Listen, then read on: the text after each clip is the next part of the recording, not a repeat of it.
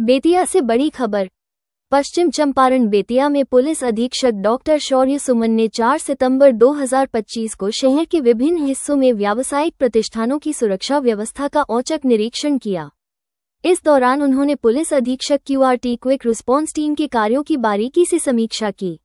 निरीक्षण के समय अनुमंडल पुलिस पदाधिकारी, सदर 1, नगर थानाध्यक्ष और संबंधित पदाधिकारी भी मौजूद रहे। पुलिस अधीक्षक ने मौके पर QRT टीम की उपयोगिता को और बेहतर बनाने के लिए आवश्यक दिशा निर्देश दिए। डॉक्टर सुमन ने कहा कि बेतिया पुलिस लोक व्यवस्था के संधारण तथा अपराध नियंत्रण के लिए पूरी तरह प्रतिबद्ध है और इसी उद्देश्य से पुलिस बल की कार्यप्रणाली को समय समय पर परखा और सशक्त किया जा रहा है। स्थानीय लोगों ने पुलिस की इस तत्परता और चौकसी की सराहना की और उम्मीद जताई कि इससे शहर में सुरक्षा का माहौल और मजबूत होगा।